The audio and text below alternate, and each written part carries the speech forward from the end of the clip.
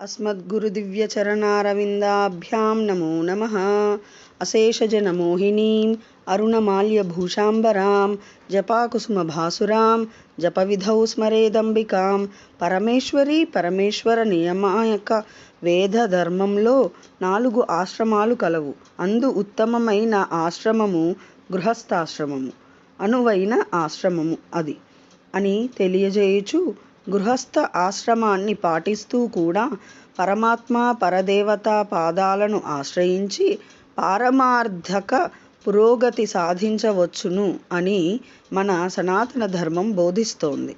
సంసార సాగరాన తామరాకుపై నీటిబొట్టులా జీవించి తరించిన వారెందరో ఉన్నారు. వారందరి కోవలో మరెందరో. అందు రామకృష్ణ పరమహంస, తాడేపల్లి రాఘవనారాయణ శాస్త్రుల వారు, పోతన్న, త్యాగయ్య, సంత్ తుకారాం నుంచి సతు సక్కుబాయి వరకు ఎందరో అందరూ పరమభక్తులే ఉన్నారు. వారంతా కూడా గృహస్థులే. సన్యాస ఆశ్రమం ఎంత ఘనమైందో సంసార ధర్మము అంత ఘనమైనదే. ఇహలోక బంధాలు వద్దనుకొని పరమాత్మ దర్శనానికి పరితపించేవారు ఉన్నతులు. అలాగే కుటుంబ బాధ్యతలను నెరవేరుస్తూ భగవంతుడేం చేసినా తమ మంచికేనని నమ్మే భక్తులు అంతే ఉన్నతులు. ఒకరిది సత్యాన్వేషణ, మరొకరిది సర్వసమర్పణాభావము. గమనాలు వేరుగా అనిపించినా గమ్యం మాత్రం ఒక్కటే. సర్వసంగ పరిత్యాగులే కాదు, సంసారిక జీవులు తరించే తరుణోపాయం కూడా ఉంది. బ్రహ్మచర్యం నుంచి గృహస్థ జీవితానికి, తరువాత వానప్రస్థాశ్రమానికి, అంటే గృహ బాధ్యతలను తర్వాత తరం వారికి అప్పగించి అవసరమైనప్పుడు సలహాలు ఇస్తూ నెమ్మదిగా ఇహలోక బంధాల నుంచి వైదొలగడమే వానప్రస్థం. అటు తరువాత ఆ వానప్రస్థం నుంచి సన్యాసానికి మరలి ముక్తిని పొందు మార్గాన్ని సూచించారు మన ఆధ్యాత్మికవేత్తలు, ఋషులు, గురువులు. పూర్వం కర్దమ ప్రజాపతి అనే మునీశ్వరుడు ఉండేవాడు. యుక్త వయస్సులో ఆయనకు వివాహం చేసుకోవాలన్న సంకల్పం కలిగింది. భగవంతుడి అనుగ్రహంతో అర్ధాంగిని అన్వేషించాలి అనుకున్నాడు. సరస్వతీ నదీ తీరానికి వెళ్ళి తపస్సు చేశాడు. ఫలితంగా శ్రీ మహావిష్ణువు ప్రత్యక్షమయ్యాడు.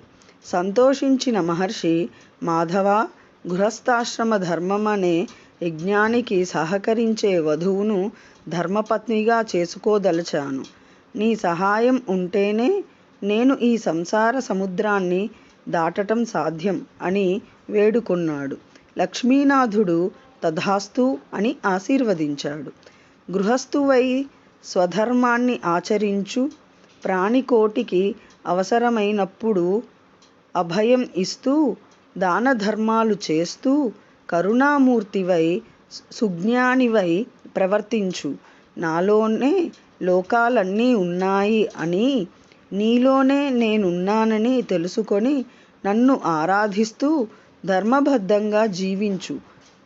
అంత్యదశలో నన్ను చేరుకుంటావు అని ప్రబోధించాడు. పైగా నీ కుమారుడిగా జన్మిస్తాను అని వరం కూడా ఇచ్చాడు. అనంతరం పరమాత్మ కర్దమ ప్రజాపతి దేవహూతి దంపతులకు పుత్రుడిగా కపిలుడిగా జన్మించి వారిని తరింపజేశాడు. గృహస్థ ధర్మాన్ని యజ్ఞంగా నిర్వర్తించి ఆ మునీశ్వరుడు లోకానికి మార్గదర్శకుడయ్యాడు. అన్ని ఆశ్రమాలకు గృహస్థాశ్రమమే మూల ఆధారం. ఎందరో మహానుభావులు గృహస్థ జీవితానికి ఆశ్రమ గౌరవాన్ని కల్పించారు. గృహస్థు స్వధర్మ ఆచరణతో, దయా దాన గుణములతో తామరాకుపై నీటిబొట్టులా జీవిస్తూ ఆధ్యాత్మికతను సాధించాలి.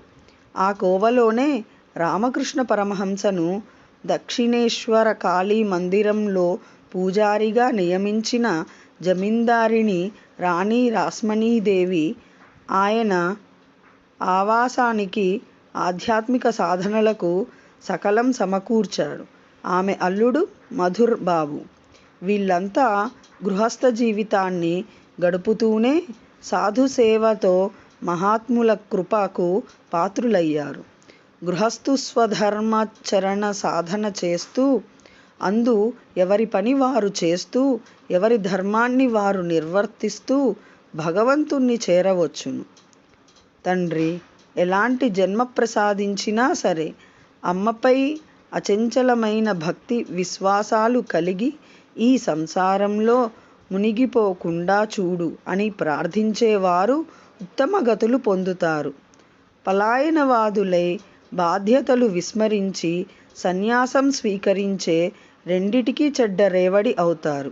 అందుకే స్వామి వివేకానంద సంఘంలో కొద్దిమందే సన్యాసులుండాలి, మిగిలిన వారంతా ఆదర్శవంతులైన గృహస్థులుగా ఉంటూ అంకిత భావంతో విధులను నిర్వర్తించాలి అనేవాళ్ళు. శక్తి సామర్థ్యాలు, సేవాకాంక్ష ఉన్న గృహస్థులు పారమార్థికోన్నతిని పొందుతారన్నారు. ఆధ్యాత్మికతను నిరూపించేది ప్రేమ, సమభావన. పూజలు జపాలే భక్తికి ప్రాతిపదికలైతే మాంసం అమ్మే వృత్తిలో ఉండి పరమార్థిక జ్ఞానాన్ని ఆర్జించిన ధర్మవ్యాధుడు మట్టి కుండలు మలచి శ్రీ వెంకటేశ్వరుడి భక్తుడైన కురువనంబి ఆధ్యాత్మికత లోకంలో ఆదర్శప్రాయులు అయ్యేవారే కాదు.